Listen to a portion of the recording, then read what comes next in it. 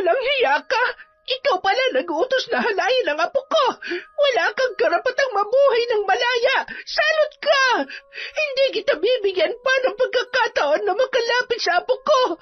At itong tatandaan mo, pahihirapan kita hanggat hindi mo binubunyag ang katotohanan!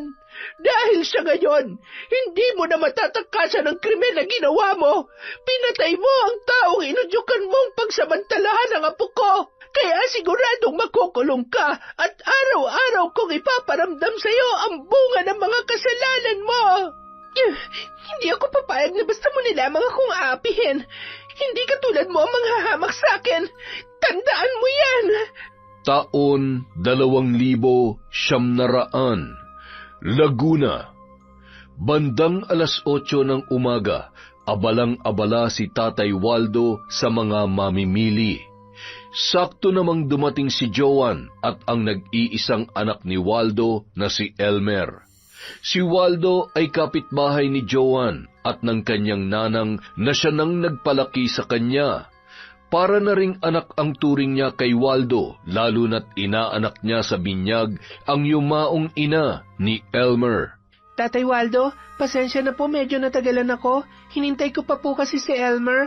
Siya, halina kayo, tulungan niyo na ako dito. Tara na, Ate Joan. Bili na kayo. Sariwang isda, yellowfin, lapu-lapu, talakitok. Sa'yo, Manong, ilang kilo po? 1 kilo nga, Neng. Pahiwa na lang sa amin, ha? Ate Joan, daan-daan lang, ha? Huwag mo isasama yung kamay mo. Baka mamaya masugatan ka na naman. Nako, ikaw talaga? Wala ka na namang tiwala sa akin. Ay, nako, ito talagang si Elmer masyadong protective pagdating sa'yo. Siyempre naman, kasi kapag binata na ako at mayaman na ako, gusto ko si Ate Joan na magiging girlfriend ko para hindi na siya magtitinda ng isda. Ano ka ba? Wala namang masama sa pagtitinda ng isda, ah. Isa pa, huwag ka mag-alala. Kapag nakaipon na ako, babalik na ulit ako sa pag-aaral. Konting taste na lang. At ikaw, tigilan mo ako sa kalokohan mo na yan, ha? Para na kaya tayong magkapatid. Basta, hindi na magbabagong isip ko. Gusto kitang protektahan at alagaan at ipagtatanggol sa kahit sino man na gusto manakit sa'yo. At hindi rin ako papayag na si Marlo na makakatuluyan mo. Sigurado ako babaero yun at hindi naman siya gwapo. Ay, nakakatuwa naman tong anak mo, Waldo. Marunong nang mamili. Pero malay mo nga naman, hindi natin masabi. Ang dami pang pwedeng mangyari sa darating na mga taon. Habang nagkakatuwaan ang mga yon, ay siya naman pagdating ni Aling Fe at ng asawa nito na si Nestor. Nestor, ikaw nang mamili ng isda at malalansahan ang kamay ko. Kakapalinis ko pa lamang ng kuko eh. Pakihugasan din na maayos para hindi na gaanong malansa, ha? Ay, siya nga pala, di ko akalain na hanggang dito ka na lang. Wala naman palang silbi ang pagiging valedictorian mo sa klase dahil pagiging tendera ng isda lang ang bagsak mo. Alam mo ba si Brenda, nasa sikat na university na sa Maynila. Kahit graduate siya na walang medal, at least kaya namin siyang tustusan sa pag-aaral. Kaya mas lamang pa rin siya sa'yo. Ma, tama na yan. Ang aga-agay nagsisimula ka na naman. Ay, iha, pasensya ka na, ha? Hanggang kailan po ba kayo titigil sa pagbabantay sa buhay ko? Yung pagtitinda ko ng isda hanggang sa tumanda ako, hindi niyo po kailangan problemahin yon. Huwag po kayo mag-alala kapag nakabalik na ako sa pag-aaral, sa inyo ko unang-unang sasabihin. At saka, sana magkaroon ng improvement yung ugali ng anak nyo at huwag sanang matulad sa inyo. Aba, wala kang respeto ah. Respeto? Alam ko naman po yun, R-E-S-P-E-T-O. At wala naman ho kayo nun eh. Susubukan sanang hablutin ni Aling Fe ang buhok ng dalaga nang biglang magtapon ng pinaghugasan ng isda si Elmer na agad namang tumama sa muka at katawan ng ginang. Ay, ano ka ba naman bata ka? Ay, sorry po. Nabitawan ko po. Sige po, umuwi na po kayo at maligo na lang po kayo. Baka po kasi bigla kayong tubuan ng kaliskis at magkaroon kayo ng hasang eh. Wisit kang bata ka? Lalo ka na, Joan. At ikaw, Waldo, pagsabihan mo yung anak mo, ha? Halika na, Nestor. Kahit kailan hinding-hindi na ako bibili dito. Ay, mabuti naman. Akala mo naman panghihinayangan. Nagkukunwari ka pang kung sino may kaya, lagi namang galunggong ang binibili mo. Pweh, Galit na galit si Aling Fe na umalis at iniirapan maging ang mga taong naroroon. Ang lakas ng loob na gawin sa akin to. Kumukulo talaga ang dugo ko sa Joan na yon. Kaya tama lang na maging taga-kaliskis na lang siya ng isda. Buisit! Sigurado mapapahiya siya at tatamemek kapag nakagraduate na si Brenda at ganap ng engineer. ay, sa susunod kasi baka naman pwedeng pigilan mo yung bibig mo. Katulad niyan, kapag pinatulang ka, mas galit ka pa. Ikaw naman ang laging nag-uumpisa ng gulo. Isa pa, hindi ka ba natatakot na baka magsumbong at makarating sa matanda? Alam mo namang, Ano? Naniniwala ka naman babarang yon? Di sana noon pa niya ako binarang. Hindi ba? alam mo, wag mo nang hintayin pa na umabot sa ganun. Wag mong gagawing biro ang kakayahan ng isang mambabarang. Bah, kapag nasagad ang kanilang pasensya at napuno ng puot ang puso nila, siguradong hindi ka nila kaawaan. Wala akong pakialam. Ang dami mong sinasabi. Bilisan mo na lang at magluto ka na agad. Nagugutom na ako. Pagkatapos kumain, maglaba ka para bukas ay makapamalansya ka na maaga. Pambihira naman buhay to. Akala ko pa naman ay makakapagpahinga ako ngayon. Ayaw mo maglaba? Ang mabuti pa, sunugin na lang o di kaya ipaanod mo na lang sa ilog yan. Ay, lagi na lamang mainit ang ulo mo. O ayan, 1,000 yan. Maglaba ka, maglinis ng bahay at mamalansya. Magsasabong ako mamaya. Eto naman, hindi na mabiro. Ako nang bahala dyan. Kapag nanalo ka, balatuhan mo ko, ha? Sus, style mo rin no. Kanina lang ay para kang bulkan na nag-aalburuto. Ay, kung hindi ko lang iniisip si Brenda, noon pa tayo naghiwalay.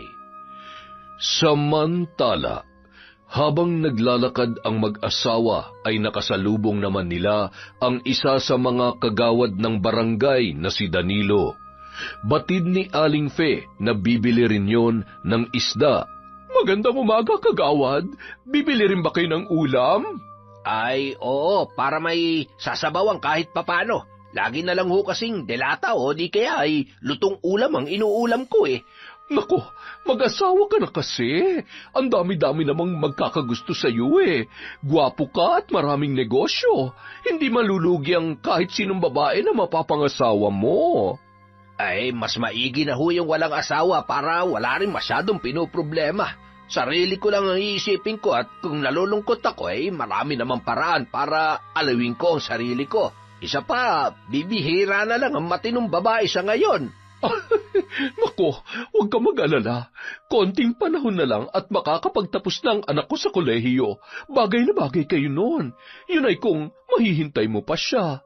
Tamang-tama, matutulungan ka niya sa pagpapalakad ng mga negosyo mo. Fe, ano ka ba naman?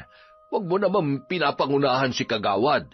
Isa pa, hindi naman tamang pinapangunahan mo ang anak mo sa kung sino ang lalaki na gugustuhin niya.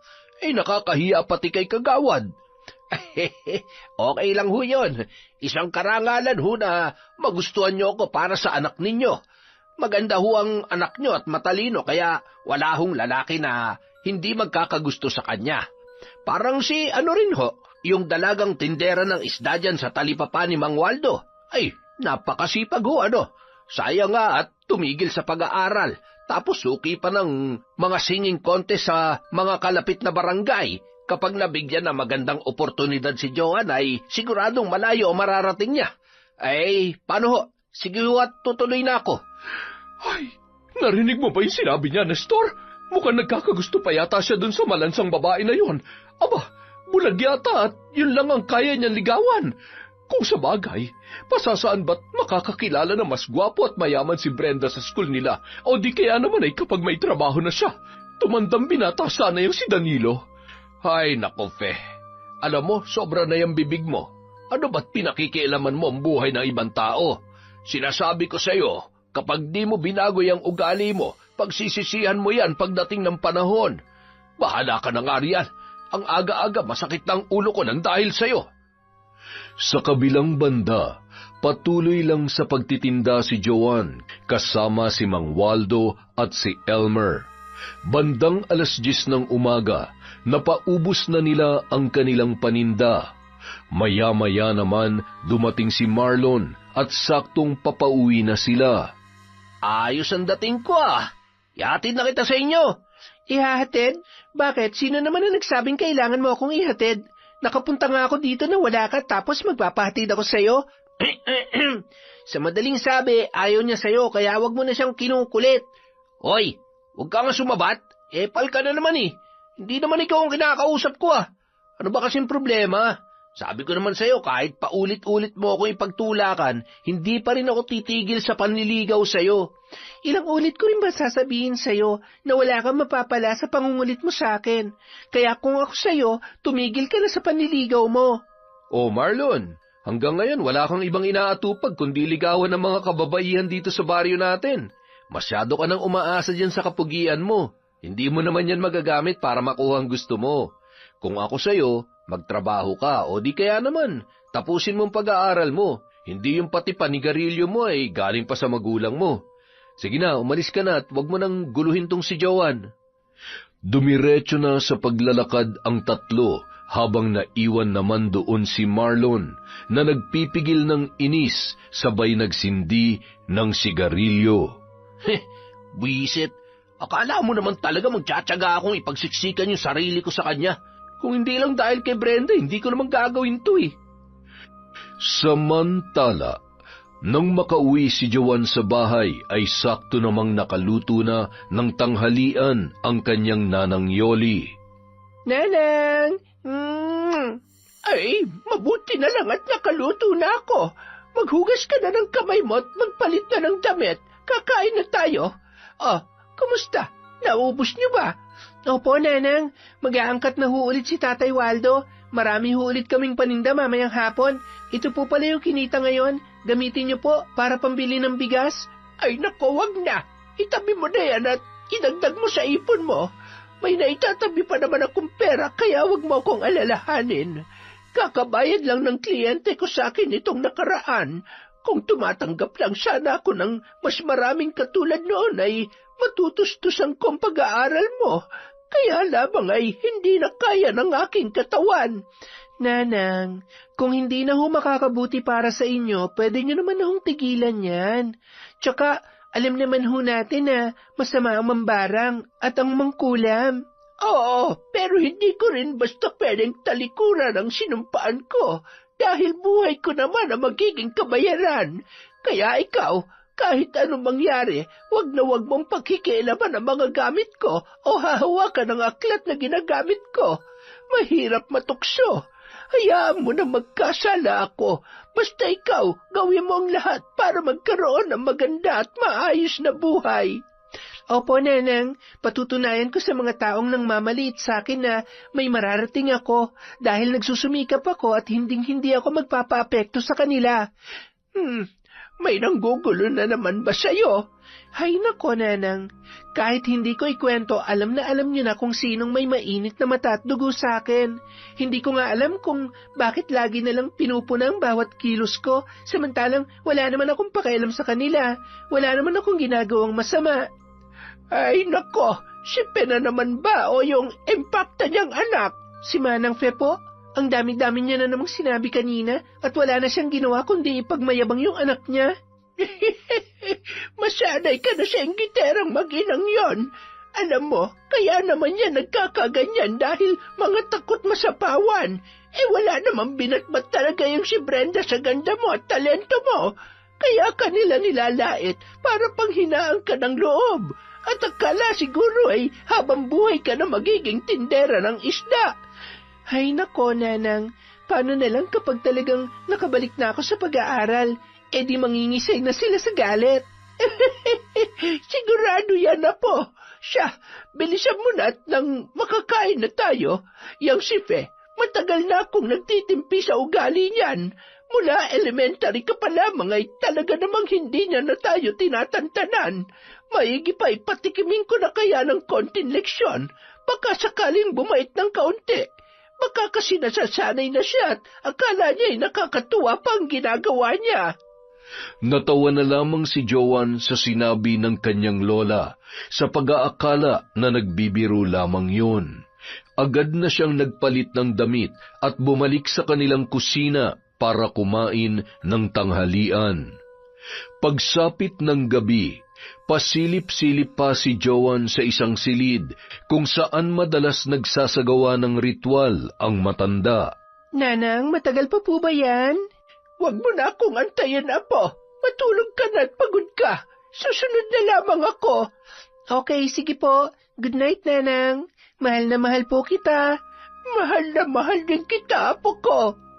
Bumalik si Joan sa kanyang silid, sabay umupo sa katreng higaan. Sakit ng katawan ko. Nakatulog na nga. Sino kayang binabarang ni Nanang? Ilang oras na siyang nagri-ritual, hindi pa rin natatapos. Ay, makatulog na nga lang. Samantala, nung mga oras na yun, napabalikwas naman si Aling Fe, sabay hinampas ang kanyang asawa na si Nestor. Ano ba naman at nangahampas ka? Bakit magising ka pa? Ang sarap-sarap na ng tulog ko nabulong-bulong ka pa dyan. Ano bang pinagsasasabi mo? Ikaw to nangiistorbo ng tulog tapos gagawa ka pa ng kwento. Baka naman lamok ang bumubulong-bulong dyan sa tainga mo. Chismosang lamok katulad mo. Kung makapagsalita ka parang hindi mo ko asawa. Ay, sige na, bumalik ka na sa pagtulog. Makaihinga muna. Ay, teka, ano't namamaga itong paa ko? Aray ko, ang sakit. Hindi ko maihakbang na maayos. Ay, Nestor, ang paa ko, tingnan mo. Nestor, ano ba? Bumangon ka dyan. Ay, ano na naman ba yan nangyayari sa'yo? Pambihira naman, oo. Yan ang nga bang sinasabi ko Baka mamaya kinukulam ka na ni Tanda. Hindi mo kasi tinatantanin yung apo niya. Hayop na matanda yon. Humanda siya sa akin bukas. Akala niya natatakot ako sa kanya. Sige. Gumawa ka pa ng gulo para talagang mas malala pa dyan ang gawin niya sa'yo. Alam mo, kahit naman siguro ko'y gagawin ko rin yun sa'yo Aba, mula bata pa lamang hanggang sa ngayon ay hindi mo tinatantanan si Joan. Hindi ka naman inaano ng tao. Tsaka sa ginagawa mo, tinuturuan mo yung anak natin na matulad sa'yo. Alam mo, kapag kami ni Brenda nadamay dyan sa kagaspangan ng ugali mo, iiwanan ka namin. Hoy, mahal na mahal ako ng anak natin at hindi niya ako iiwan. Kaya kung hindi mo kayang ugali ko, di ikaw ang umalis. Iwanan mo kami ng anak mo. Maghanap ka ng mabait na asawa. Basta huwag mong kalilimutan ang responsibilidad mo sa amin ng anak mo, ha? Para matapos si Brenda, sustento ang kailangan ko. Hindi asawa na mas kinakampihan pa ang iba. Wala akong kinakampihan. Ang sinasabi ko lang mali ang ginagawa mo. Wala namang masama na itama ang pagkakamali. Kailan ka pa magbabago kung wala ka ng pagkakataon? Kapag lawlaw na yung dila mo at hindi ka na makalakad? Sa tingin ko, kaya paamo ang pinunteriya kung sakaling si Aling Sabel nga may gawa niyan. Sigurado ang gusto niya lang ay huwag ka na makapunta kay Joan at tantanan mo na yung apo niya. Ay, ilang ulit ko bang sasabihin na hindi ako natatakot sa gurang na yon? Hindi niya ako masisindak sa paganto-ganto niya. Sisiguruhin ko na palalayasin sila dito ng mga tao kapag nalaman ang lahat ng ginawa niya sa akin, na isa siyang salot at sumasamba sa demonyo. Kinaumagahan, paalis na sana si Joan nang biglang may nagsisigaw sa labas ng kanilang bahay. Nagkatinginan sila ni Nanang Sabel, sabay lumabas ng pintuan. Lumabas ka dyan, Tanda! Alam ko na ikaw ang may gawa sa akin nito! Natawa si Joan nang makita na namamaga ang nguso at paa noon, dahilan para magpaika-ikayon habang nagngangangawa sa labas ng kanilang bahay. Aling Fe, ang aga niyo naman mambulahaw. Bakit naman basta na lamang kayo sumusugod? Sigurado po ba kayo sa binibintang ninyo? Galit na naman kayo Bagay na bagay sa inyo, di ba, Nanang? Sige na, Apo. Umalis ka na. Ako nang bahalang makipag-usap dito kay Penggay. Buisit kayo sa buhay namin. Kapag hindi mo ako pinagaling, sisiguruhin ko na hindi ako basta mananahimik lang. Sisirain ko ang buhay nyo at hindi ako titigil hanggang hindi kayo napapalaya sa baryong ito. Manahimik ka? Makinig ka. Hindi lamang yan ang kaya kong gawin sa'yo. Alam ng mga tao dito kung ano ako at ano ang kaya kong gawin. Sampid ka lamang sa balyong ito, kaya wag mo akong sinisindak. Oo, ako may gawa niyan sa'yo, at kaya rin kitang patayin kapag hindi mo tinantanan ang apo ko. Umuwi ka na. 3 gabi mo lang naman pagtitiisan yan. Huwag mo lang akong bibigyan ng dahilan para tuluyan ka. Naiintindihan mo? Bigla na lamang nakaramdam ng takot si Aling Fe, lalo na nang hawakan siya sa damit at tinitigan ng masama ni Nanang Sabel. Nagmamadali yung umalis at umuwi sa kanilang bahay na maputlang maputla ang muka. Nay, ano ho nangyari sa inyo? Talaga bang sumugod kayo sa bahay nila Joan? Ay, ang kulit nyo naman eh. Di ba sabi ko sa inyo, ako na lang ang bahala sa kanya? Masyado naman kasi kayong atat. Tingnan nyo yung itsura nyo. Baka mamaya pati ako barangin ng gurang na yon. Nakakainis naman kayo eh. Mabuti pa magpaalbularyo kayo para gumaling kayo agad. Tsaka, kalmahan nyo lang kasi muna. Pangako, ako nang bahalang gumanti sa maglola na yon. Huwag mo nga akong pinagsasabihan. Anak lamang kita. Siguruhin mo lang na hindi ka papalpak, ha? Aba, papayag ka ba na paulit-ulit ka na lang niya mauungusan? Sa gagawin ko, nasisiguro ko na habang buhay na siya magiging tindera ng isda at maghihirap hanggang sa hindi na siya makaahon. Gusto kong malaman ng mga tao na nagkamali sila ng pagkakakilala sa dalagang hinahangaan nila, na bukod sa pagiging masipag ay wala naman talagang ibubuga. Anak nga kita, Brenda, at naniniwala ako na kayang-kaya mo anuman ang iyong pinaplano. Naman, Nay, ako pa ba? Magsisimba lang po pala muna ako at kikitain ko rin yung kaibigan ko ng high school. Hindi naman po ako magpapagabi dahil maaga po akong bibiyahe. 9:00 ang first subject ko at magliligpit din po ako sa dorm. Kaya pala bis na bis ka. Sige na, pupunta rin muna ako sa kakilala kong albularyo. Magpapasama na lang ako pagdating ng tatay mo. Siguradong pauwi na rin yon. Nagmamadali namang umalis si Brenda at tumungo sa isang kubo sa Karatig Baryo, kung saan siya makikipagkita. Nainis pa ang dalaga dahil nauna pa siyang dumating doon kesa kay Marlon. Oh, ba't nakasibangot ka na naman? Kanina ka pa ba? Lagi ka na lang kasi nahuli kapag magkikita tayo eh. Ang bagal-bagal mo talagang kumilos. Ano naman balita sa pinagagawa ko sa'yo? Wala eh. Masyadong pakiipot pa rin. Akala mo kung sino. Pero huwag ka mag-alala. Marami pa naman paraan. Kilala mo naman ako. Wala naman akong hindi kayang gawin para sa'yo. Yan naman lagi ang sinasabi mo pero puro ka na lamang kapalpakan. Huwag ka na magalit. Lagi na lang tayo nagtatampuhan dahil kay Joan. Ano ba kasi mapapala ako kapag napasagot ko yung babae na yun? Malamang malalaman ko kung anong pinaplano niya. Kapag nangyari yon, madali ko na siya mapipigilan. Saan siya pupunta at lahat-lahat. Tapos gusto ko makuha mo ang loob niya para ipagkatiwala niya ng sarili niya sa'yo. Tapos pwede mo na siyang iwan. Ay nako, ikaw talaga. Sobrang namiss kita. Hayaan mo, babawi ako sa'yo at hindi ako titigil hanggang hindi nangyayari ang gusto mo sa lalong madaling panahon. Basta kapag nagawa ko na yung gusto mo, ibibigay mo na rin sa akin yung gusto ko ha. Hindi naman dahil sa nagmamadali ako. Gusto ko lang makasiguro na hindi ka na maaagaw ng iba. Baka mamaya may magtangka pa manligaw sa iyo sa school eh. Mabuti sana kung mababantayan kita. Ano ka ba? Hindi mo kailangan gawin yon. Tsaka mahal na mahal kita at hindi ako magpapagalaw sa iba. Sayong-sayo lang ako. Huh? Tanga naman ito. Bakit ko naman ibibigay ang sarili ko sa'yo? Gwapo ka nga, oo. Pero nga naman ako kung ikaw ang mapapangasawa ko. Ilang sandali lamang, biglang tumunog ang cellphone ni Brenda at agad niyang pinatay yun. Oh, bakit mo pinatay? Sino ba yun? Si nanay. Sige, kailangan ko nang umalis. Magkita na lang ulit tayo sa susunod na linggo, ha? Basta yung promise mo sa akin, ha? Bye! Ay, pabitin talaga to kahit kailan. Sakay ng tricycle, bumaba si Brenda sa tapat ng isang lumang bahay. Nagpalinga-linga pa yon bago pumasok. Nang makarating sa may pinto at akma niya na sana yung bubuksan, nagulat na lamang siya nang biglang may humila sa kanyang kamay. Buti naman at dumating ka na. Kanina pa ako naghihintay dito at nasasabik sa'yo eh.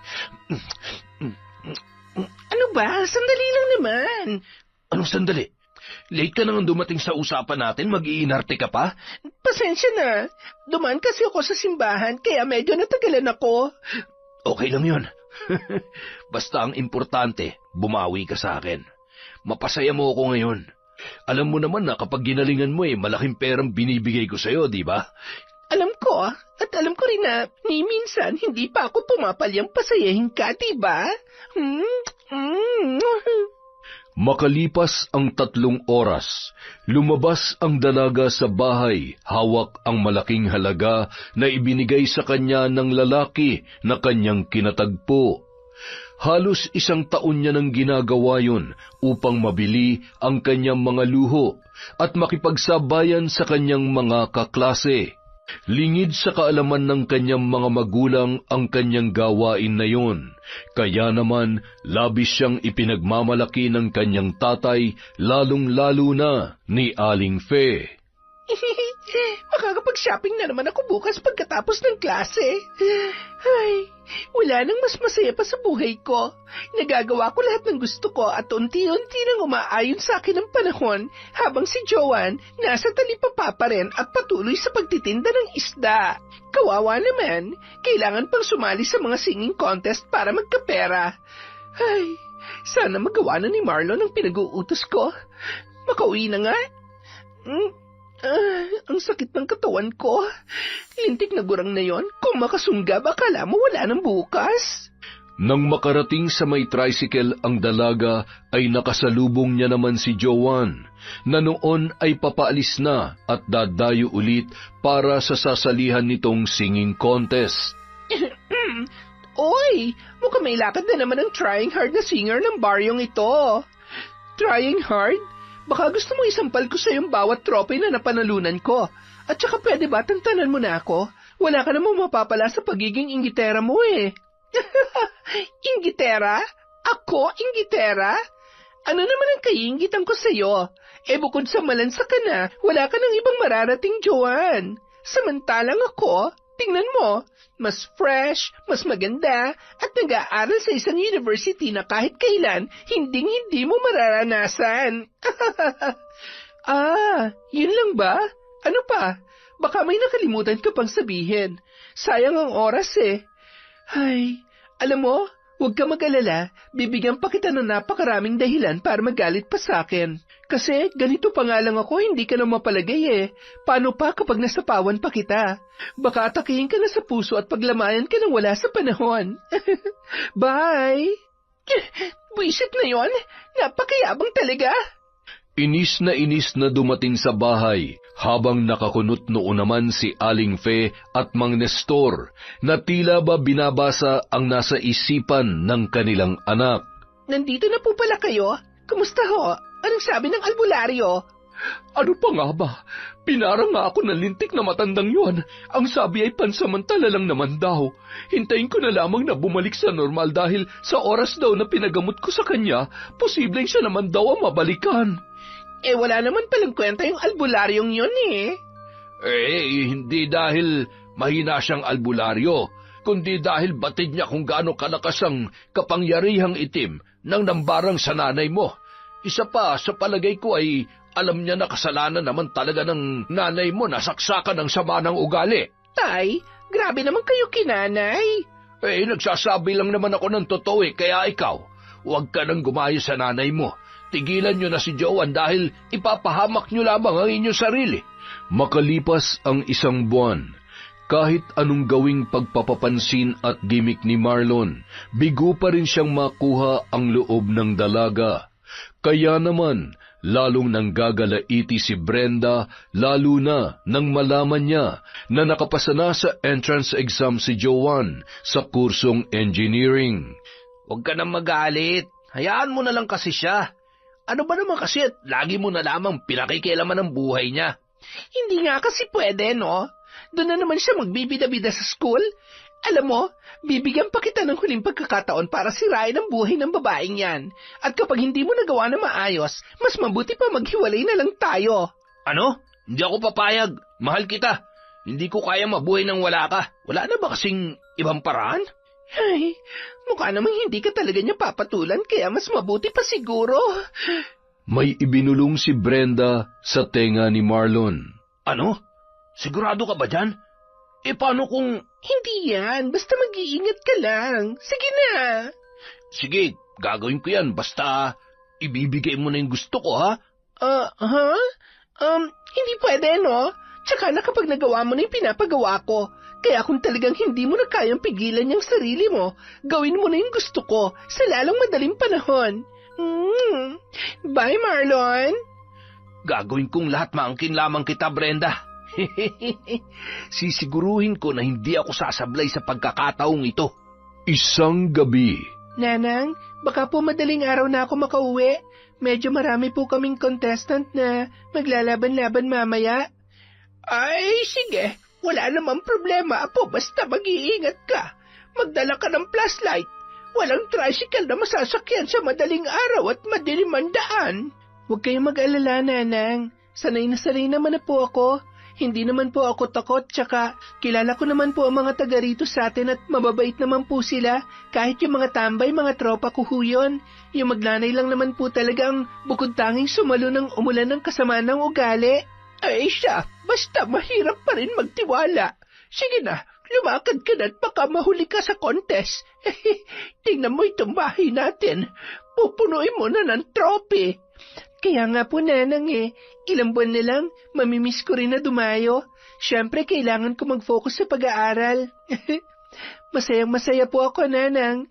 Bukod sa nakaipon ako ng pera na panggastos sa pag-aaral, pumasa pa ako sa scholarship. Hindi lang po ako makakapag-aral, makakatulong pa po ako sa inyo. Sobrang proud ako sa iyo, Apo.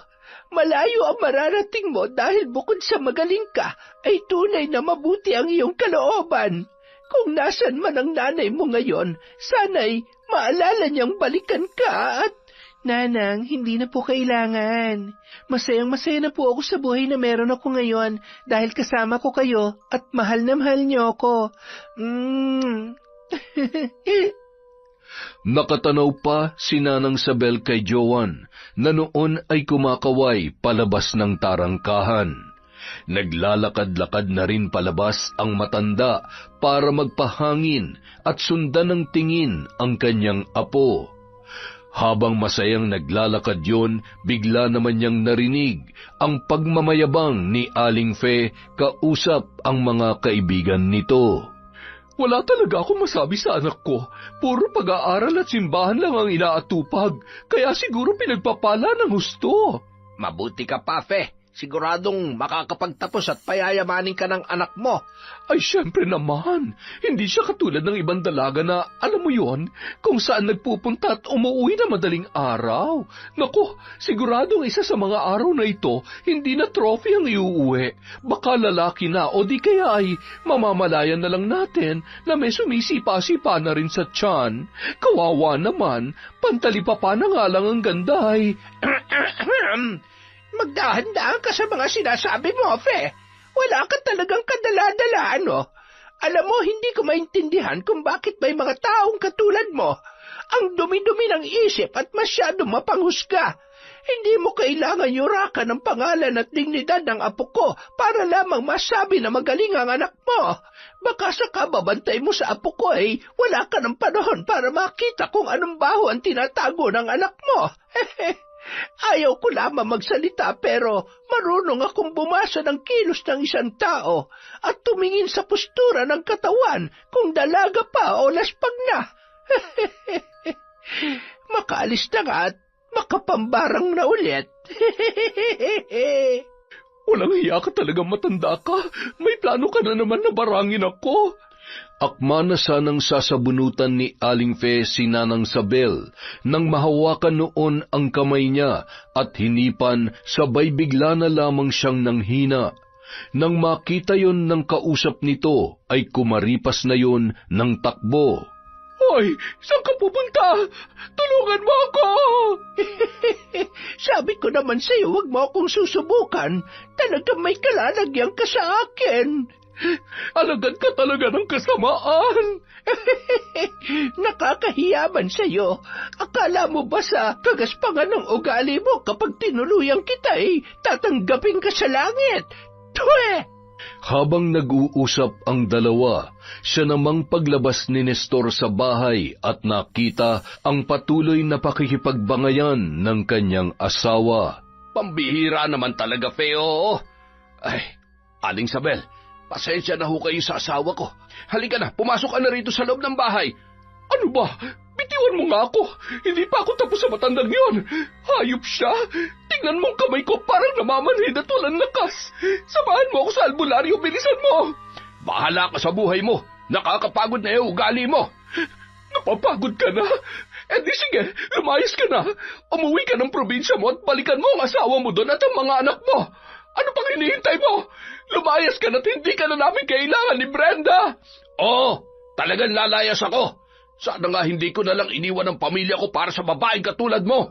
Habang nag-aaway ang mag-asawa ay naririnig ni Nanang Sabel at ng mga kapitbahay ang boses ng mga yun. Napapailing-iling na lamang ang matanda at muling napaismid. Kung sino pang marumi at makasalanang babae ay siya pang mapagmalinis at sobrang mapanghusga. Darating ang araw, lahat ng ginagawa niyong kasamaan sa apo ko ay aanihin ninyo. Makalipas ang ilang oras, bandang 2:00 na ng madaling araw, pagkababa ng jeep ay nag-unat-unat pa ang dalaga bago naglakad. Kabilaan ang kanyang bitbit. Ang isa ay lagayan ng damit at gamit. Yung isa naman ay may lamang trophy, certificate at appliances na kanyang napanalunan. Grabe, sobrang gagaling ng mga kalaban ko kaya hindi ko akalain na mananalo ko ulit. Thank you, Lord. Siguradong matutuwa si Lola. Makakatulog pa kaya ako ng ilang oras? Maya-maya lang magtitinda na ako ng isda eh. Siguradong maraming mamimili dahil Sabado. Ilang hakbang pa lamang ng dalaga nang biglang may kumaladkad sa kanya na 2 lalaki. Nakasuot yon ng bonnet at tanging mata at bibig lamang ang nakikita. Matapos tangayin sa kalagitnaan ng niyugan, di kalayuan sa kalsada ay walang awang pinagtatadyakan ng mga yon si Joan. Tama na. Parang awa niyo na. Huwag niyo akong papatayin. Huwag ka mag-alala, hindi ka namin papatayin. Ang totoo niyan, dadalhin ka namin sa langit. Mga hayop kayo! Bitawan mo ako! Ano ba? Lintik ang ingay mo. Kung ayaw mo masaktan at gusto mo pa mabuhay, makisama ka na lang. Hindi mo pagsisisihan to. Pagkatapos noon, malalakas na tadyak sa puson ang muling pinakawalan ng 2 lalaki, hanggang sa mawalan na ng malay ang dalaga. Sige na, pre. Sayong-sayo na yan. Ayos, tiba-tiba ako dito. Masaya palang dumayo dito sa baryo niyo eh. Napakaganda niya, pre, at mukhang sariwang-sariwa pa. Ang bango-bango. Bilisan mo na, kailangan na natin makaalis kaagad. Wala pa ring malay si Joan nang iwan ni Marlon at nang kasama nito ang dalaga na nakahandusay. Samantala, nagising naman si Nanang Sabel na parang dinadaga ang kanyang dibdib. Ang apo ko! Hindi ako maaaring magkamali. Kailangan niya ang tulong ko. Ay, Diyos ko, alam kong malaki ang kasalanan ko sa inyo, pero alang-alang sa apo ko, nakikiusap ako, huwag niyo siyang pababayaan. Agad na lumabas ang matanda at nagtungo sa bahay ni Mang Waldo. Napabalikwas naman ng bangon ang lalaki nang marinig ang boses ni Nanang Sabel. Nang, ano po't ang aga niyong nagising? May problema po ba? Si Joan, pakiramdam ko ay may nangyayaring hindi maganda sa apo ko. 3:00 na at hindi pa rin siya nakakauwi. Waldo, pakiusap. Tulungan mo ako na hanapin siya. Tay, tulungan po natin si Nanang Sabel. Hindi po pwede mapahamak si Ate Joan. Sasama po ako, tayo na po. Oo, tara na ho. Hahanapin natin si Joan at hindi tayo uuwi hanggat hindi natin siya nakikita. Hihingi rin tayo ng tulong sa mga opisyal ng barangay kung kinakailangan. Lalo lamang nabahala si Nanang Sabel para sa kanyang apo nang biglang bumuhos ang malakas na ulan. Samantala, dahil sa malakas na pagpatak ng ulan ay nagising si Joanne. Ramdam niya ang labis na pananakit ng kanyang bugbog na katawan na sinabayan pa ng panunuot ng lamig.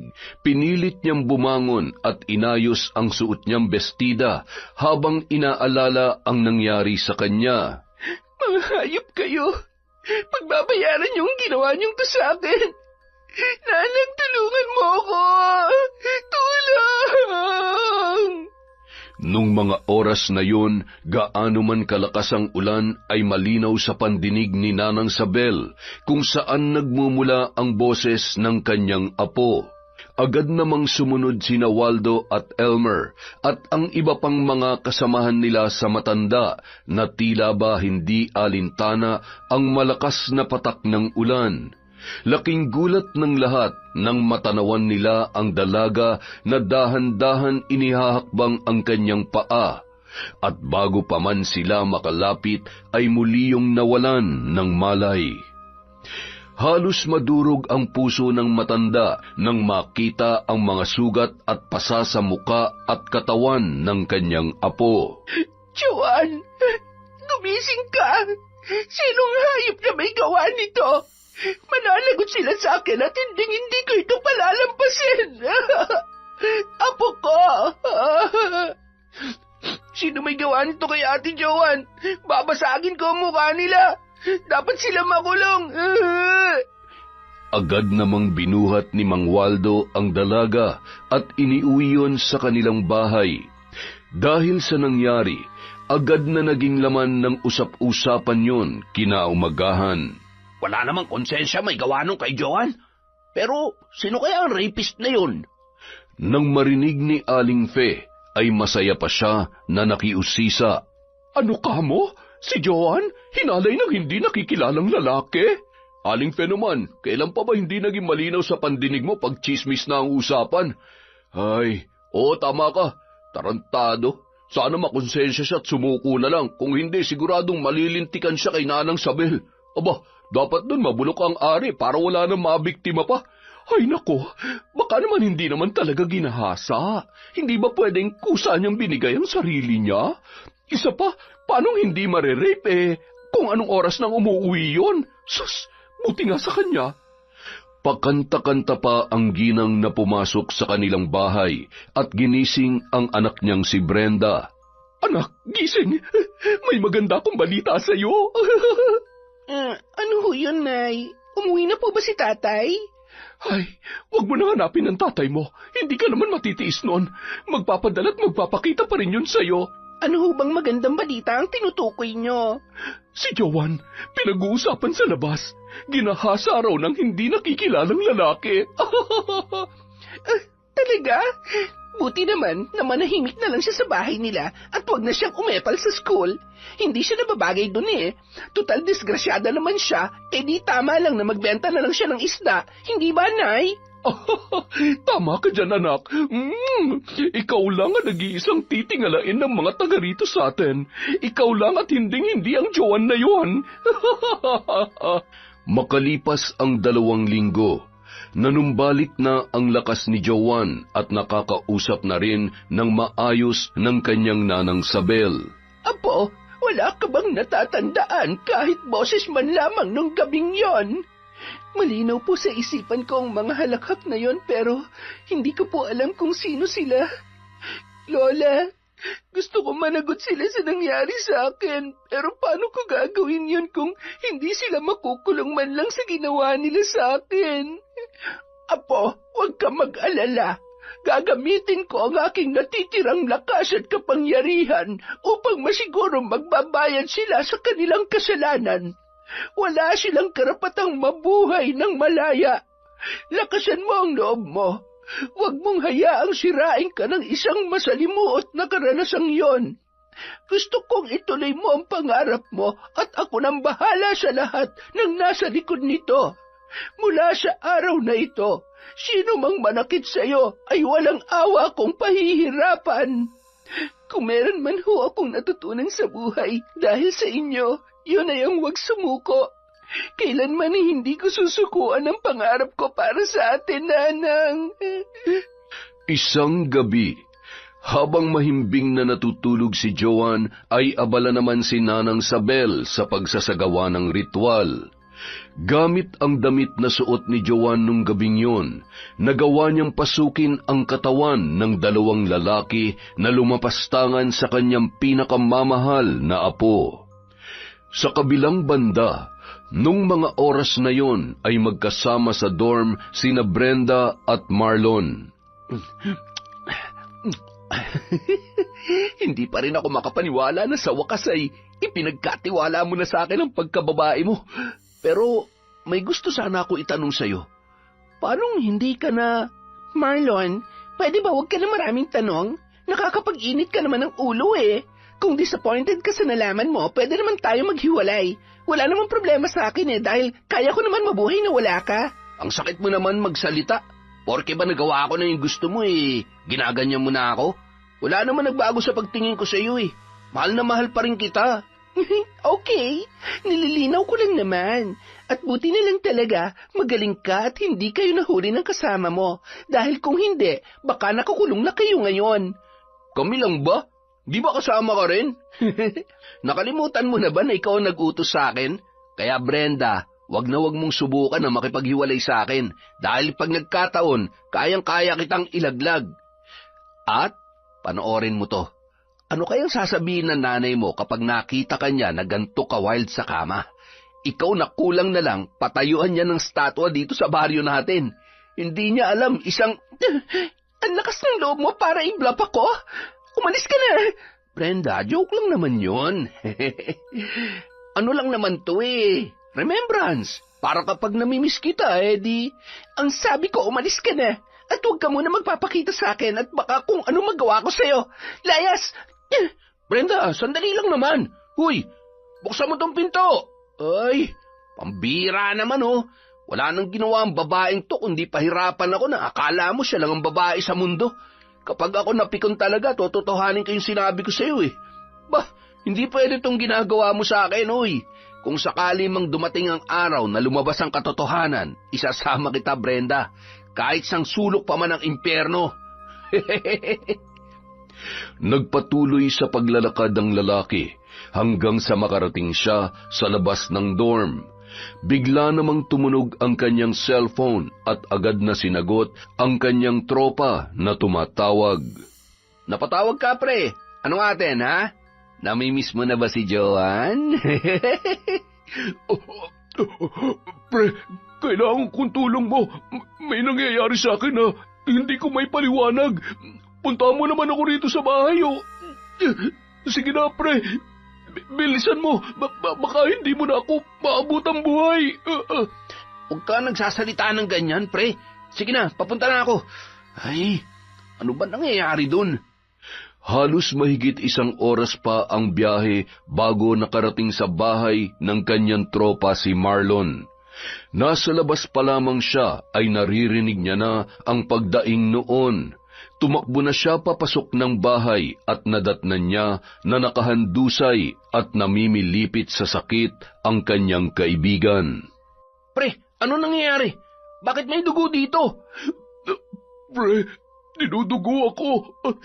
Yung ano ko, mayat maya may lumalabas na dugo at nana. Para ring tinutusok at pinupukpok. Tama na! Ayoko na! Hindi ko na kaya. Ilang sandali pa, nakaramdam naman ng pagkahilo si Marlon at labis na pananakit ng ulo, na parabang nabibiyak. Nawalan yun saglit ng malay at nang magising ay nakangisi nung tiningnan ang kanyang kaibigan na humahagulhul pa rin sa sakit at naliligo sa sariling dugo. Nakangisi yung bumangon na parang wala sa sarili at nagpalinga-linga, sabay kumuha ng 1 bote ng alak na walang laman at malakas na hinampas sa pader. Kumuha ng 1 malaking bahagi ng bubog at mahigpit na hinawakan yon ng kanang kamay na parabang walang pakiramdam kahit tumilamsik ang dugo mula doon. Nung mga sandaling yun, sumapi ang kaluluwa ni Nanang Sabel sa katauhan ni Marlon. Pre, anong gagawin mo sa akin? Igaganti ko lang ang apo ko sa kahalayang ginawa mo. Manyakis ka. Hindi kita mapapatawad sa ginawa mo sa apo ko. Sinakal sabay nakatutok sa mukha ng lalaki ang bubog na hawak ni Marlon. Gago ka ba, ha? Ano ba sinasabi mo? Huwag ka nga umarting inosente. Kayo naman ang girlfriend mo si Brenda may pakananan lahat eh. Tinulungan na kita tapos ako pang papatayin mo? Nababaliw ka na ba? Mga tanga. Tunay ngang ang taong may sala, mahuhuli sa sarili nitong bibig. Ngayong alam ko na ang katotohanan, wala ka na ring silbi. Ngunit dahil malaki ang kasalanan mo, hindi pa sapat ang pagpapahirap ko sa'yo. Sisirain ko ang pagmumukha mo tulad nito. At gugutay-gutayin natin tong muka at leeg mo. At yung pagkalalaki mo, nasaksakan ng liit, pero saksakan ng perwisyo, ay dapat na pinuputol, katulad nito. Patawarin niyo na ako. Ilang sandali pa, tuluyan namang nanumbalik sa dating katauhan si Marlon. Hindi siya makapaniwala nang makitang wala ng buhay ang kanyang kaibigan. Nanginginig ang sugatan niyang kamay, na binitawan ang bubog at tinakpan ang kanyang tainga nang marinig ang boses ng isang matanda. Walang hiya ka! Ikaw pala nag-utos na halayin ang apo ko! Wala kang karapatang mabuhay ng malaya! Salot ka! Hindi kita bibigyan ng pagkakataon na makalapit pa sa apo ko. At itong tatandaan mo, pahihirapan kita hanggat hindi mo binubunyag ang katotohanan. Dahil sa ngayon, hindi mo na matatakasan ang krimen na ginawa mo. Pinatay mo ang taong inudyukan mong pagsamantalahan ng apo ko. Kaya siguradong makukulong ka at araw-araw kong ipararamdam sa iyo ang bunga ng mga kasalanan mo. Tumahimik ka! Hindi ka totoo! Nakukonsensya lang ako. Hindi dapat ako nakikinig sa kung anuman naririnig ko. Hindi ako pwede makulong. Wala akong kasalanan. Nung mga sandaling yun, nagsidatingan ang mga opisyal ng barangay na may kasamang kapulisan at ilang kapitbahay na nag-report sa insidente. Ano ba? Bitawan niyo ako! Wala akong kasalanan! Hindi akong pumatay sa kanya, maniwala kayo! Brenda, kasalanan mo to. Pero sinisiguro ko sa'yo, sisingiling ka rin na mambabarang na yon. Hindi siya titigil hanggat hindi niya kami napapatay. Agad namang nakarating kay Brenda ang nangyari. Pinuntahan niya yon sa kulungan para kumustahin at alamin ang sitwasyon. Buti naman at naisipan mo akong dalawin dito. Kung sa bagay, sa pagkakataong to, kailangan mo talaga akong tulungan. Dahil kung hindi, sisiguruhin ko na magiging bahay mo rin ang kulungan na to. Sira ulo ka ba? Hindi ako mamamatay taong katulad mo. Ano ba naisip mo para patayin yung kaibigan mo? Hindi ko siya pinatay. Sinapian ako nung lola ni Joan. Brenda, alam na nilang katotohanan. Kaya mag-iingat ka dahil sigurado ako na may pinaplano din yun para sa'yo. Hay, buti pa wag mo na akong subukang takutin. Aminin mo na lang kasi na nakapatay ka. Siguro na parami na naman ang inom mo o kung ano na naman ang tinira mo. May nalalaman ka pang sapi. Hay, ewan ko sa'yo. Bahala ka na nga dyan. Brenda, huy! Bumalik ka dito! Totoong sinasabi ko, Brenda. Nahihirapan na naman ako. Aray ko, ang sakit ng mata ko. Bigla na lamang may tumilamsik na dugo mula sa mata ng binata at pakiramdam niya ay tinutusok yon ng pako. Nagulat pa ang mga kapwa niya preso nang makita ang mga insekto na lumalabas sa kanyang tainga at ilong. Nawalan yon ng malay at nang magising ay ramdam na ramdam niya ang labis na panghihina. Makalipas ang isang buwan, tuluyan na ngang nagsimula ang klase. Nag-aaral na sa parehong universidad sina Brenda at Joan. Isang araw, sinadyang sundan ni Brenda si Joan sa CR. Grabe naman talaga, Joan. Masyado ka namang trying hard sa part na pinilit mong sarili mo na makapag-aral dito. At talagang engineering pa ang course na kinuha mo, ha? Baka naman hanggang first sem lang ang pang-tuition fee mo. Ako pa talagang trying hard, ha? Sino ba tong kilala ko na inggitera na kaya kong ipahamak basta masiguro lang na hindi ko mauungusan? Hindi ba yun ang trying hard at sobrang nakakaawa? Saksakan ng sama kaya kahit anong gawin sa akin, hindi naman ako kayang talunin. Dahil pagiging inggitera lang ang talent. Ang yabang mo naman. Ano bang pinagmamalaki mo, ha? Hindi ka naman nababagay dito. Dapat dun ka sa talipapa nagtitinda ng isda na kasing lansa mo. Uy, hindi ha. Alam mo, sa ilang taon kong pagtitinda ng isda, wala pa makakatalo sa... Grabe ang lansa mo pala, no? Alam mo yung isda na pabulok na ganun yung amoy mo kasi bulok yung ugali mo. Hayop ka! Mas hayop ka! Akala mo ba hindi ko alam na ikaw may pakana sa nangyari sa akin? Ginamit mo pa si Marlon. Huwag ka nga nag-iimbento. Ikaw pala tong gusto kong sirain eh. Sino bang Marlon ang sinasabi mo? Wala akong kilalang Marlon, kaya wag na wag mo akong aakusahan ng kasalanan na hindi ko naman ginawa. Ah, talaga ba? Alam mo, Brenda, kahit ano pang gawin mo sa sarili mo, hindi mo may tatago ang kasalanan ginawa mo. Kaya sige lang, maglaro ka ng linis-linisan hanggat kaya mo. Pero isa sa mga araw na ito, hindi mo na may tatago sa lahat ang totoo mong kulay. Hihintayin ko na lang na ilang paso ng karma yung pagmumukha mo. Hindi mo ako masisindak at mahihigitan kailanman. Hello, kahit kailan hindi ko ile-level ang sarili ko sa'yo. Alam mo kung sino at anong kaya kong gawin. Alam ko rin kung anong laman ng kokote mo at wala ka namang talent sa katawan. KKI, kasamaan, kalandian at inggit. Walang gamot yan at nakamamatay. Bye! Walang hiya ka! Hindi na ako papayag pa na basta mo na lamang akong aapihin. Hindi ang katulad mo ang pwedeng maliit sa akin. Tandaan mo yan! Napakayabang mo. Akala mo kung sino ka? Isa ka lang namang laos na kontesera at disgrasyadang tindera ng isda na nagkakalat na lansa dito. Tignan lang natin kung hindi ka mapapatalsik sa school na to. Napakasama mo talaga. Tulungan niyo ako. See you sa guidance office, Joanne. Nakatikom ang mga kamay ni Joanne dahil sa pagpipigil sa galit. Nakatingin ang ibang mga estudyante sa kanya na noon ay tila ba paniwalang-paniwala sa gimmick ni Brenda. Sumunod siya sa guidance office at kalmadong umupo habang patuloy sa pag-iyak si Brenda. Muntik nang mawala ang scholarship ni Joanne, mabuti na lamang may biglang dumating na babae at naglahad ng buong pangyayari. Dahil sa nangyari, si Brenda ang nagkaroon ng 1 linggong suspension sa klase at hindi siya maaaring bumalik hanggat hindi pumupunta ang kanyang magulang. Nang makalabas sa office, nakangisi lamang si Joanne na nakatingin sa noon ay galit na si Brenda. Grabe, akalain mo, nagawa mong saktan ng sarili mo para lang mapaalis ako sa school na to?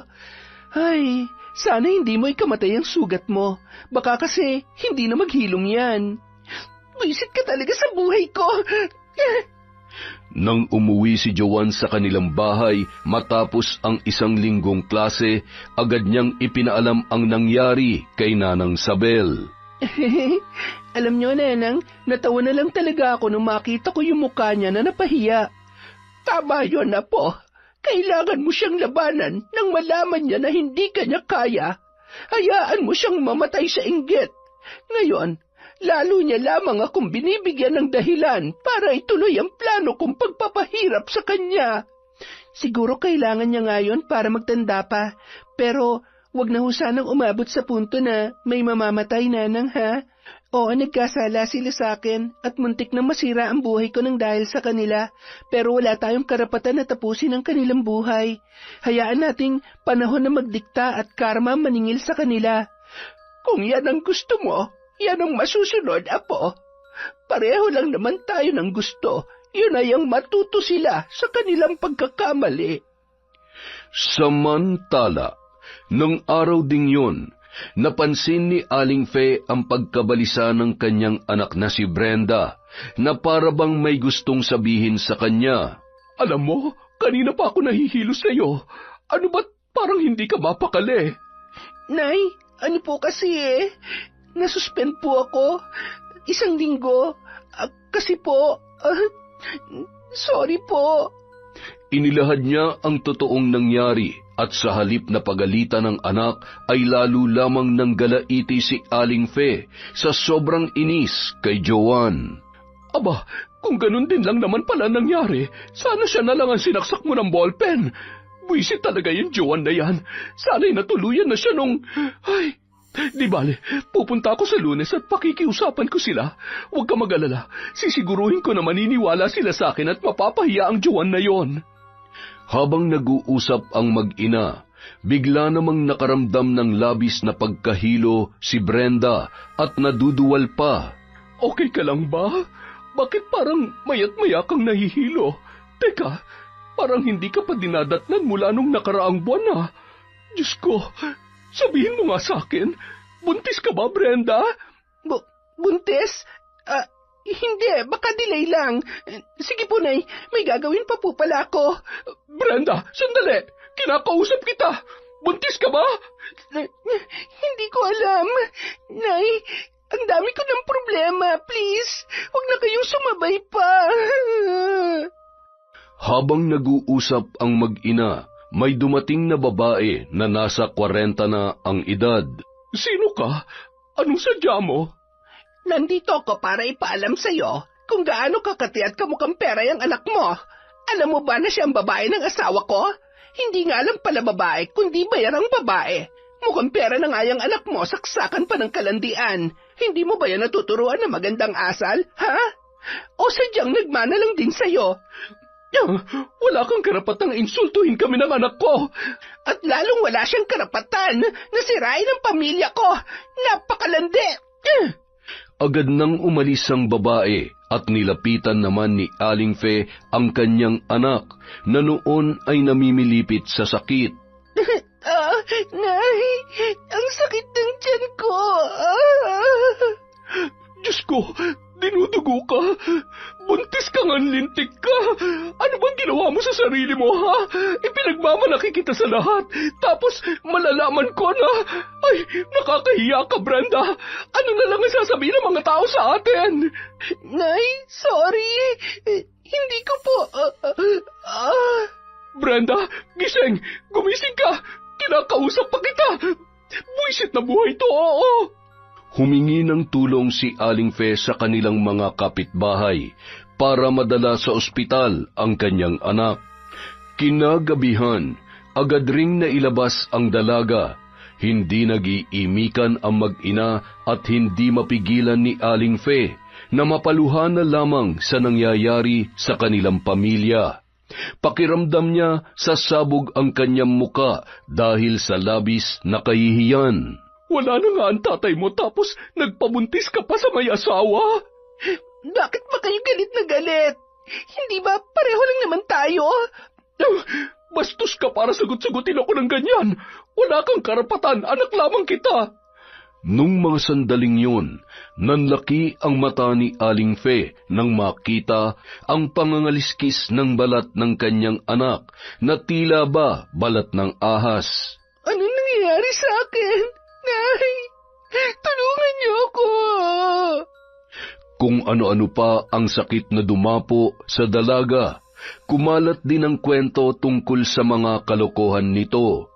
Naging laman yon ng bawat umpukan ng mga tsismosa sa kanilang baryo.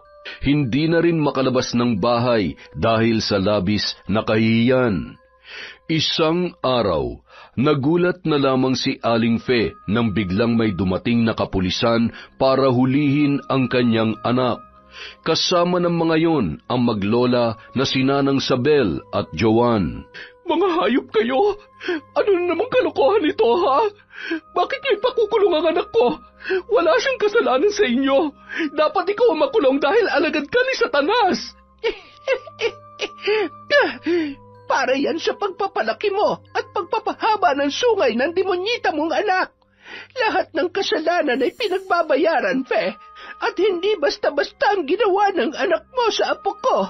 Siya ang nag-utos sa kasintahan niyang si Marlon na halayin ang aking apo. Ano? Lahat na lang ba isisisi niyo sa kanya? Hindi pa ba sapat ang pinagdadaanan niya ngayon? Sirang-sira na ang buhay ng anak ko.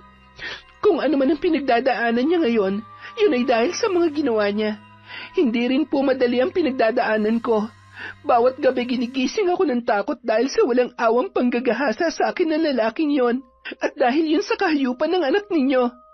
Sabihin niyo sa akin, wala ba akong karapatang magalit at maningil? Ito lang ang tamang paraan para malaman niyo na hindi lahat ng oras pwede niyo akong api-apihin. Kaya ikaw, Brenda, sana matuto ka sa kulungan para paglabas ng anak mo, maituro mo sa kanya kung anong tama at mali. Huwag mo na rin sanang ipamana yung pagiging inggitera mo. Parang awa niyo na. Ayoko makulong. Patawarin mo na ako, Juan. Pakiusap. Nay, tulungan mo ako. Wala na akong magagawa pa. Ginusto mo to, hindi ba? Tatanga-tanga ka kasi.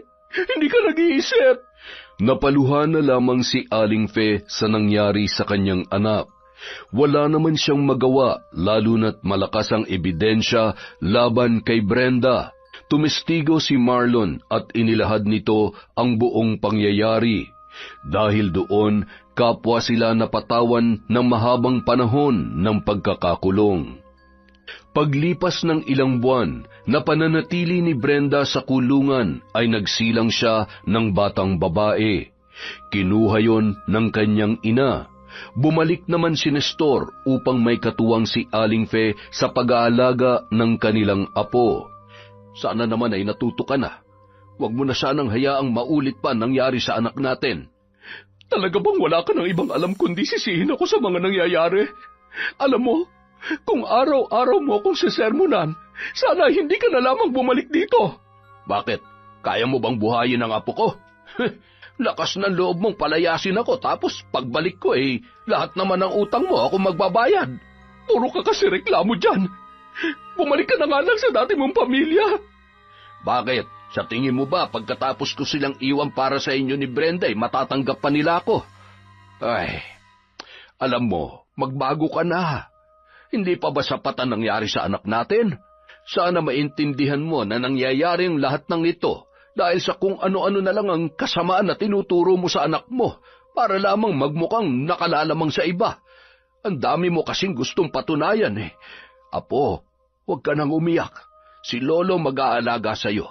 Kung kinakailangan na isama ka sa trabaho para di ka maturuan ng kasamaan ng lola mo, ay gagawin ko. Ay. Oo na, nagkamali ako at nagkasala. Pinagsisihan ko naman na yon. Sa totoo lang, masakit para sa akin na nangyari ang lahat ng ito. Hindi ko pa rin matanggap.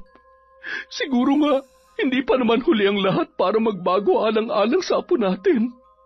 Hindi pa rin bumubuti ang lagay ni Brenda sa kulungan. Sana'y mapatawad na siya ni Joan at nung matandang mambabarang na yun. Isa lamang ang gusto ko, gumaling siya at sana dumating pa ang araw na magkasama sila ng anak niya.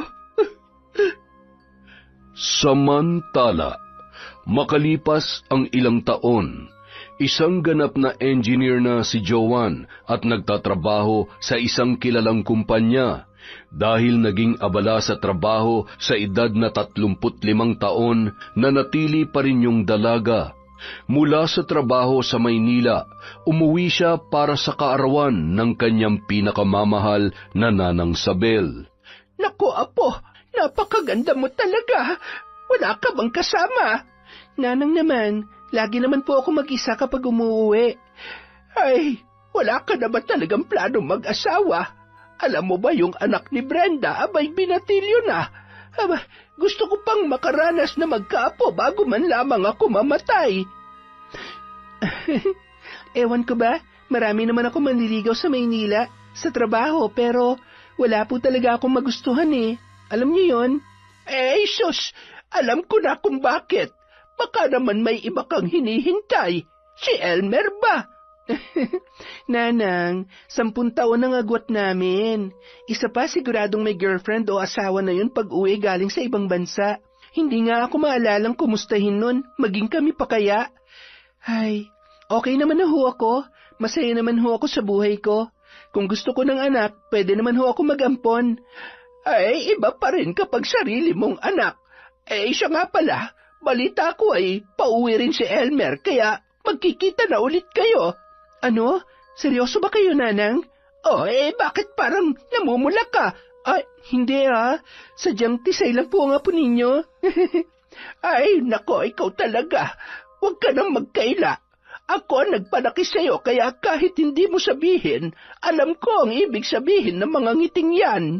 Lumabas na lamang ng bahay si Joan para makaiwas sa panunukso ng kanyang nanang Sabel. Nakangiti niyang pinagmasdan ang napakalaki at maganda nilang bahay na dati ay pinapangarap niya lamang. Ibinaling niya rin ang tingin sa kanyang kotse na bagong bili. Lumabas siya ng tarangkahan at naglakad-lakad. Hindi niya inaasahan na makakasalubong si Brenda. Nginitian siya ng babae at tumango lamang siya. Joan, alam kong hindi ko pa nasasabi sa iyo to. Gusto kong humingi ng tawad at magpasalamat sa iyo. Nung nakakulong ako, marami akong natutunan. Marami akong bagay na pinagsisihan. Sana dumating yung araw na mapatawad mo ako. Ang totoo, matagal na kitang napatawad. Ipinaubaya ko na sa Diyos ang lahat ng galit ko sa iyo. Hindi mo naman ako masisisi dahil alam mo na kung gaano kalaki ang kasalanan mo sa akin. Paulit-ulit mo akong binigyan ng dahilan para kamuhian ka, pero ayaw ko magpatali sa galit. Pinatawad kita pero hanggang doon na lang yon. Masaya ako na nakalaya ka na at natuto ka sa pagkakamali mo. Sana makapagsimula ka ulit at magkaroon din ng magandang buhay kasama ang anak mo. Tumango lamang si Brenda at napapunas ng luha dahil sa mga sinabing yon ni Joan. Nang sumunod na araw, Tay, tingnan niyo nga kung ayos na tong forma ko. Sa tingin niyo, papasa kaya to kay Ate Joan? Aba, oo naman. Napakapogi mo kaya, anak. At sino magsasabi na mas bata ka sa kanya, sa laki ng katawan mong yan, parang magkaedaran lamang kayo. Isa pa, wala sa edad yan. Ang importante ay totoong intensyon at pagmamahal mo sa kanya. Mula bata pa lang ako, wala akong ibang hinangaang babae at pinangarap mahalin kundi siya lang. Hindi ko nasasayangin ang pagkakataong to, Tay. Kaya sana, huwag niya akong tanggihan. Nang umagang yun, magkasama ang mag-ama na nagtungo sa bahay ng maglola. Maliban sa aakyat ng ligaw, ay dadalo sila sa kaarawan ni Nanang Sabel. Nako, napakapogi! Pakis nga ako! Ay, ang bango-bango mo! Parang kailan lang ay napakakulit mo at patakbo-takbo ka lang dyan sa kalsada. Sandali lang at tatawagin ko lamang si Joan. Nanang? Ayan na pala. Aba, ang ganda-ganda naman ng apo ko. Bagay na bagay talaga kayo ni Elmer. Hi, tama si Lola. Napakaganda mo pa rin. Kailan ka pa dumating? Kahapon lang. Naalala ko kasi yung birthday ni Nanang Sabel, kaya naisip ko na uuwi ka rin. Gustong-gusto na kita makita. Bakit naman? Ikaw naman, alam mo naman kung bakit. Hay nako, ginawa mo pa talaga ako manghuhula. Waldo, mabuti pa doon na muna tayo sa labas. Samahan mo ko at mukhang paparating na mga bisita ko para na rin magkaaminan na itong dalaga at binata natin. Pasensya ka na kay Lola, ha? Masanay ka na lang. Okay lang yun. Tama naman siya. Kailangan natin mag-usap na maayos para maibigay ko sa iyo to. Ano yan? Buksan mo. Kwintas? Para saan? Kung may pag-asa ako sa iyo, gusto ko sanang isuot yan. Bilang tanda na tinatanggap mo ako sa buhay mo at pinapayagan mo na ako manligaw. Sira ka talaga. Ang mahal nito, ayan, sige, isuot mo sa akin. Akala ko pa naman, sing-sing na. 35 na ako, ilang taon mo ba akong liligawan? Kailan tayo magpapakasal? Kapag 50 na ako? Huwag kang magulo. Yan, bagay na bagay sa'yo. Huwag kang mag-alala. Dahil tinanggap mo na ako bilang manliligaw mo, hindi na ako magsasayang pa ng oras. Hindi naman na natin kailangan pang kilalanin ang isa't isa.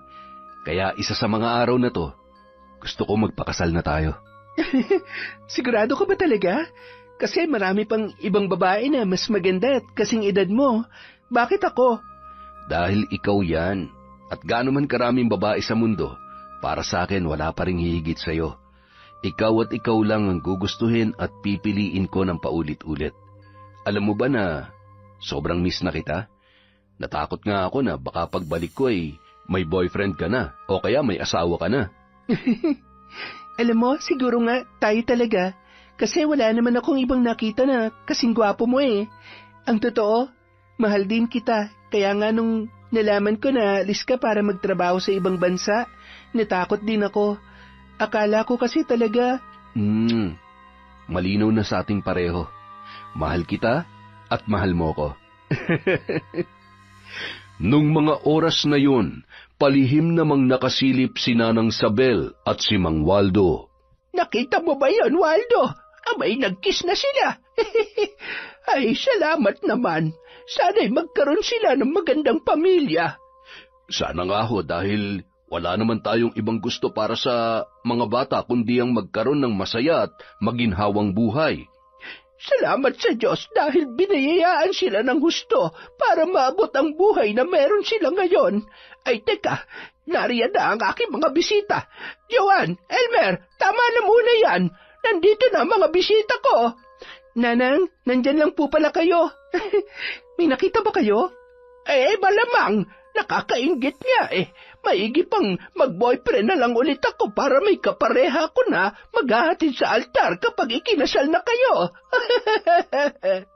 Yun! Isa na naman pong malupit na kwento mula sa Kwentong Enteng. Pasensya na po kayo kung ngayon lang tayo nakapag-upload. Sobrang busy po ngayon. Kaya ang shoutout natin ay bukas po. Bukas po ulit, mag-upload po ulit tayo para bawi naman sa mga kakulangan ni Kwentong Enteng. Maraming salamat po mula sa Kwentong Enteng.